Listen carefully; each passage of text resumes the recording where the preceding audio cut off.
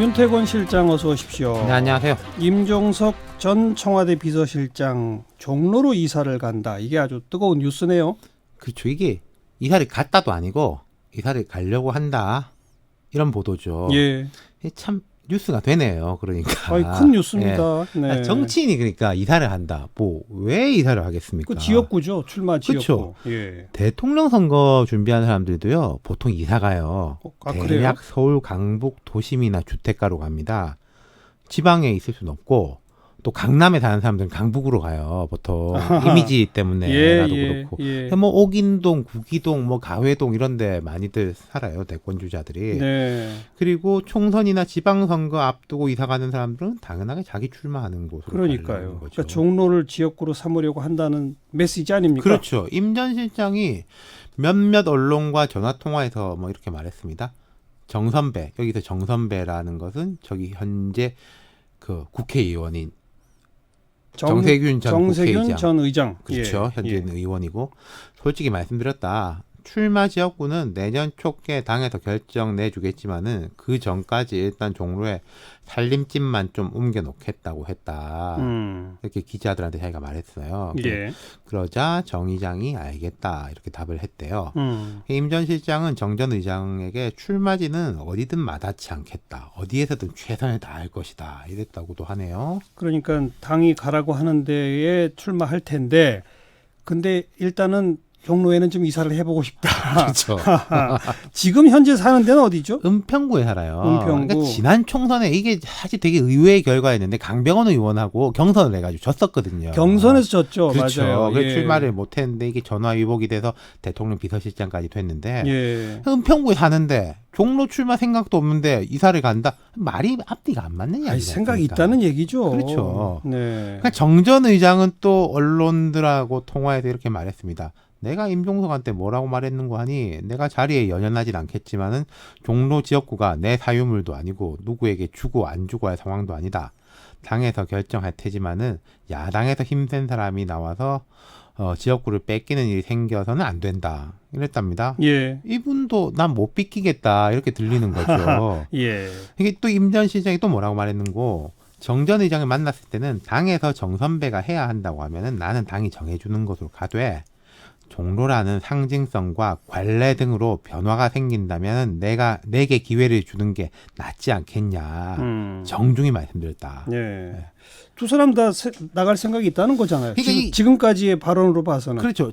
막 돌려서 말하는데요. 제가 좀 번역을 해드릴게요. 힘든 사람이 종로에 나와서 지역구를 뺏기면 안 된다. 이게 정세균 의원 이야기입니다. 지금 황교안 출마설이 있어요. 그럼 내 지역구를 갈고 닦은 내가 있어야 유리하다. 예. 이런 것이고 임종석 전 실장의 이야기 상징성과 관례 등으로 변화가 생긴다면 관례라는 건 국회의장까지 지낸 사람은 정치 그만한 게 관례 아니냐. 예. 그 종로는 대선 주자급이 나가야 되는데 정세균 의장은 아무래도 원로고 이제 뭐 정리를 하실 분이고 내가 이렇게 또 잠룡 중에 한 명이 될 수 있는 거 아니냐. 이 예. 이야기를 이렇게 참 둘러서 다들 이야기를 한 거죠. 예.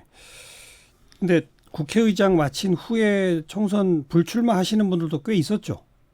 거의 불출마를 했죠. 이게 과거에 아주. 근데 정세균 전 의장은 나가겠다는 의지가 계속 있는 거죠. 안 나간다는 말을 한 적이 한 번도 없어요. 그리고 뭐 바깥에서 안 나간다는 말이 나오면은 좀 비공식적으로 내가 언제 안 나간다고 그랬냐. 예. 그런 기사 쓰지 마라. 예. 뭐 이런 이야기를 하고. 예. 그럼 이게 누군가가 교통 정리를 하든가 아니면 경선을 하든가 둘 중 하나 아니겠습니까? 그렇죠. 근데 두 사람이 이제 경선하는 그림은 제가 좀 상상이 잘 안 돼요. 근데 누가 교통 정리를 할 수 있을까요? 그러니까요. 이게 두 사람한테 누가 뭐 네가 하고 네가 하지 마라 말할 만한 사람 뭐 대통령 정도는 모르겠는데 대통령이 직접 예. 개입할 수 있겠습니까? 못하죠. 이게 이런 소식이 전해지는 것 자체가 정세균 전 의장한테 좀 압박이 될까요? 그러니까 제가 기자들한테 거꾸로 취재를 좀 해보고 있어요. 이 기사가 과연 어떻게 나왔냐. 아니 이사를 해가지고 동네 소문나면은 내가 최근에 종로에서 임종석 봤다 이럴 수도 있는데 이사를 하려고 하는 속마음을 알기는 어렵지 않습니까? 아니 그 정세균 전 의장을 만나지도 않고 이사를 하는 건 더 예의가 아니니까 그렇죠. 만나서 사전 통보하면서 그게 언론에 알려진 거 아닐까요? 뭐 그런 거 같은데 네. 이게 이제 정세균 전 의장이 아무래도 압박이 될 것이고 근데 이제 슬슬 이런 식으로 중진 및 원로급 인사들에 대한 압박이 시작될 거예요. 예. 이당 저당에서부터. 예. 예컨대 이제 김무성 의원 같은 경우에 지금 자유한국당인데 지난 총선과 탄핵을 거치면서 안 나간다 이런 선언을 한 적이 있어요. 했죠. 예. 그 이후에 지금은 이제 무소속인 이현주 의원이 강경 보수 이미지를 굳히면서 고향인 부산 영도 김무성 의원 지역구거든요. 그렇죠. 예. 여기로 뭐 옮길 수 있다 이런 이야기가 나오는 것이고 그 자리엔 자유한국당도 나름대로 강한 신인이 있어요. 그 서울중앙지검 부장검사 출신 곽규택 위원장이라고 40대이고 그 영화감독 곽경택 감독의 동생이어가지고 부산에서는 인지도가 높고 뭐 그렇습니다. 예.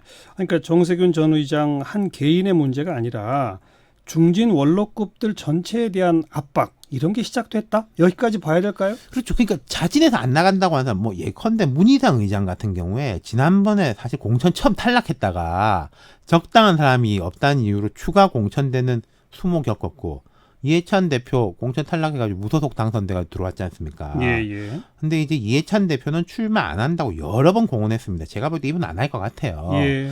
문희상 의장은 명확하게 말을 안 했는데 그리고 범여권에서는 이제 국회에 지금 최다선이 무소속 서청원 의원인데 이 사람들은 좀 불출마 가능성이 높을 것 같고 뭐 봐야 하는 서청원 의원을 어떻게 범여권으로 분류합니까? 범야권 말씀 잘못했습니다. 예.